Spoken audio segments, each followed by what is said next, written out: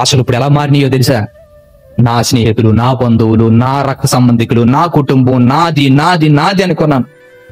వాళ్ళందరూ ఈ పరిస్థితుల్లో మారిపోతే, ఒంటరిగా నా జీవితం ఎలాగైపోతే, నా గుండెలో నా పరిస్థితి ఎంత వేదనతో నిండిపోయి మాట్లాడుతున్నాను.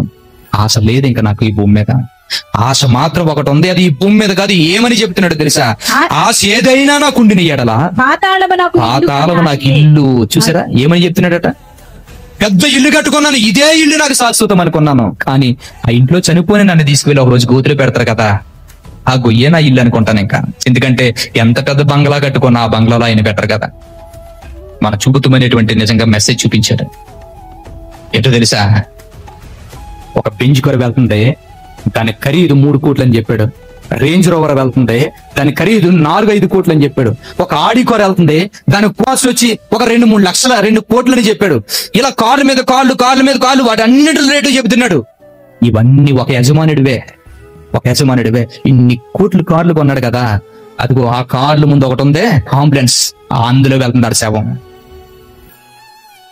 ఒక బెంచ్ లో పెట్టలేదు, ఒక ఆడిలో పెట్టలేదు, ఒక రేంజ్ ఓవర్ లో పెట్టలేదు. ఈ కార్లు అన్నిటికీ యజమానియే. కానీ తన శవం ఒక అంబులెన్స్ లో పెట్టుకెళ్ళి శ్మశానానికి తీసుకెళ్తున్నారు. అంత సంపాదించిన ఒక కారులో కూడా పెట్టలేదండి.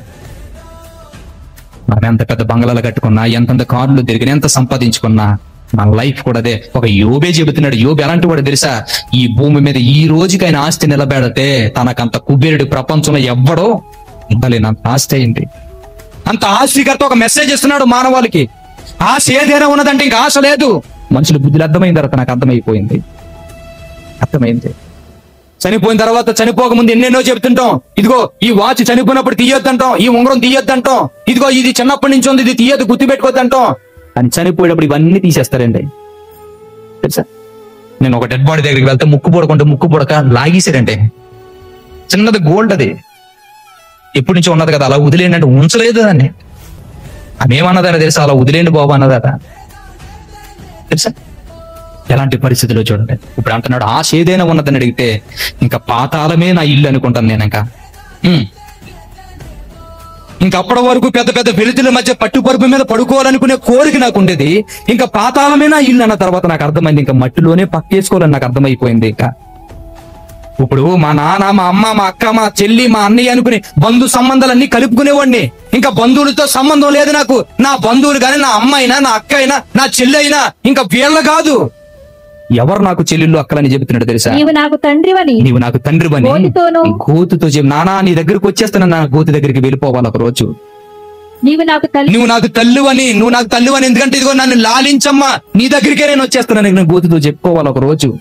నా బంధువులు, నా అక్కలో, నా చెల్లెలు ఎవరైనా ఉన్నారంటే ఏమని చెప్తున్నా తెలుసా? నీవు నాకు తల్లివని, చెల్లువని, గురుగుతోను మనవి చేస్తున్నాను. నా బంధువులు ఎవరో తెలుసా? నేను రాగానే నా దగ్గరికి నన్ను తినడానికి వచ్చేస్తాయి.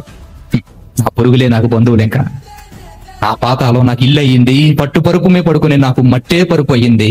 ఆ చీకట్లో పడుకుని గోతి నాననుకుంటున్నాను, నన్ను లాలించే తల్లి అనుకుంటున్నాను, నన్ను తినడానికి వచ్చిన పురుగులతో చెబుతున్నాను నువ్వే నా తల్లివి, నువ్వే నా చెల్లివి.